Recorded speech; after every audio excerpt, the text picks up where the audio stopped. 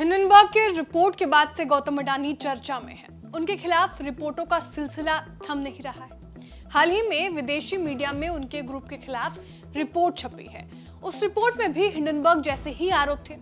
ऐसी रिपोर्ट जिसमें यह दावा किया गया कि अडानी ने गुपचुप तरीके से अपने ही शेयर खरीदकर भारतीय शेयर बाजार में सैकड़ों मिलियन डॉलर का निवेश किया।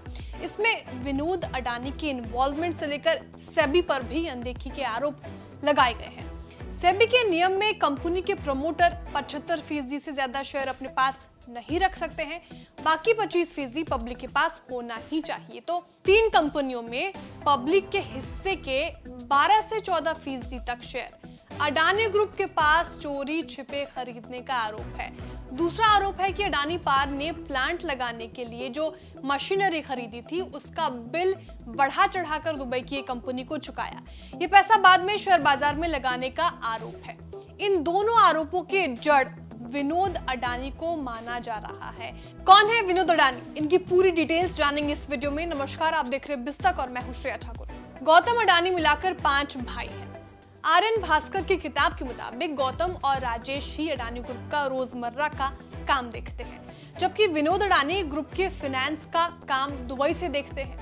74 साल के विनोद अडानी दुबई में काम करते हैं, जबकि वो स्थायी तौर पर सिंगापुर के निवासी हैं।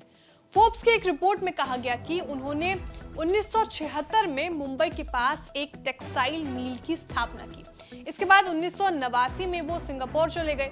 बाद में उनका कामकाज 1994 में दुबई पहुंच गया। विनोद अडानी के बारे में कहा जाता है कि वो ट्रेडिंग करने में उस्ताद हैं। चीनी, तेल और तांबा वो प्रमुख जीन्स हैं जिनमें उनका ट्रेडिंग का अच्छा खासा अनुभव है। अडानी ग्रुप में भी उनकी बड़ी हिस्सेदारी है। उनकी नेटवर्थ करीब 1.3 अरब डॉलर है। यही वजह रही कि 2022 में वो सबसे अमीर NRI भी रहे। अडानी ग्रुप ने बताया कि विनोद अडानी के कंट्रोल वाली Endeavour trade and investment limited ने ही असलियत में अंबुजा सीमेंट और ACC लिमिटेड का अधिग्रहण किया है। अब ये दोनों ही कंपनियां अडानी ग्रुप का हिस्सा है। विनोद अडानी ग्रुप के लिए अंतरराष्ट्रीय बाजार से पैसा जुटाने और नेगोशिएशन में मदद करते हैं। विनोद अडानी का विवादों से भी पुराना नाता रहा है। साल 2016 में उनका नाम पनामा पेपर लीक में सामने आया था। इस रिपोर्ट में 2 लाख से ज्यादा फर्जी कंपनियों की वित्तीय यानी फाइनेंशियल जानकारी डिटेल भी दी गई थी। इसी में बताया गया था कि जनवरी 1994 में उन्होंने बहामास में एक कंपनी बनाई थी। कंपनी बनाने के 2 महीने बाद ही उन्होंने कंपनी के दस्तावेजों में अपना नाम विनोद शांतिलाल अडानी से बदलकर विनोद शांतिलाल शाह कर लिया था। अडानी ग्रुप के खिलाफ आई हिंडनबर्ग की रिपोर्ट में विनोद अडानी का नाम 151 बार आया है, बल्कि गौतम अडानी का नाम 54 बार आया है। भले वो अडानी ग्रुप का किसी कंपनी से सीधे नियंत्रण नहीं रखते हैं, लेकिन उनकी भूमिका होने से अडानी ग्रुप भी इनकार नहीं कर रहा है। रिपोर्ट में दावा किया गया कि विनोद अडानी और उनके सहयोगी ने मॉरिशस में दर्जनों कंपनियां बनाई जिनकी असल में कोई कॉर्पोरेट प्रेजेंस नहीं है। कुछ ऐसे ही कंपनियां साइप्रस, सिंगापुर, कैरिबियन और UAE में बनाई है। इन कंपनियों के अडानी ग्रुप के साथ कुछ संदिग्ध लेन देन किए हैं। वहीं अडानी की कंपनियों के शेयर्स का भाव बढ़ाने में भी इनकी भूमिका रही है। अब आते हैं ताजा रिपोर्ट पर। इसमें 3 लोग हैं। विनोद अडानी, संयुक्त अरब अमीरात के नासिर अली शबन अहली और ताइवान के चांग चुंग लिंग। नासिर और चांग अडानी ग्रुप से जुड़ी कंपनियों से जुड़े हैं। DRI की जांच में भी इनका नाम आया था। चांग चुंग ने सिंगापुर में जो अपना पता दिया है वो भी विनोद अडानी का ही पता है। 2017 में अडानी ग्रुप की 3 कंपनियों में अडानी एंटरप्राइजेस, अडानी पार, अडानी ट्रांसमिशन, नासिर अली और चांग चुंग के शेयर 13 से 14% के आसपास थे। ये शेयर मॉरिशस के जो फंड खरीद रहे थे उन्हें सलाह देने का काम विनोद अडानी से जुड़ी कंपनियां करती थी। इसके बदले में फीस भी लेती थी।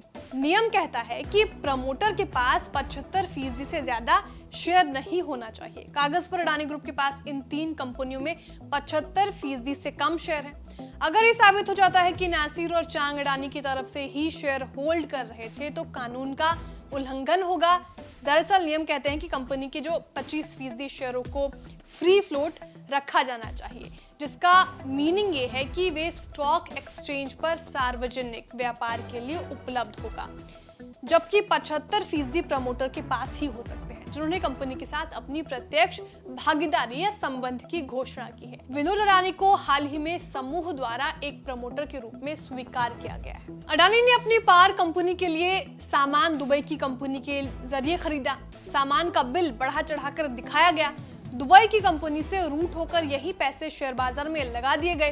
दुबई की कंपनी के तार भी विनोद अडानी से जुड़े हैं। कंपनी चोरी छुपे अपने शेयर नहीं खरीद सकती है। इसी की जांच डीआरआई ने 2014 में सबसे पहले शुरू की थी।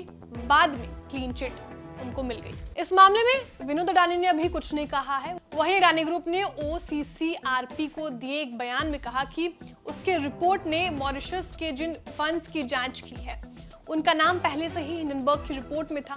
ये आरोप आधारहीन है और इनका कोई प्रमाण नहीं है, कोई सबूत नहीं है। ये आरोप हिंडनबर्ग की रिपोर्ट से ही उठाए गए हैं। बयान में यह भी कहा गया कि अडानी ग्रुप की लिस्टेड कंपनियां सख्ती से कानूनों का पालन करती है। इनमें पब्लिक शेयर होल्डिंग से जुड़े रेगुलेशंस भी शामिल हैं। आपको हमारी जानकारी कैसे लगी कमेंट करके जरूर बताएं। वीडियो को लाइक और शेयर करना ना भूलें। साथ ही जो हमारे नए व्यूअर्स हैं वो भी चैनल को सब्सक्राइब करना ना भूलें।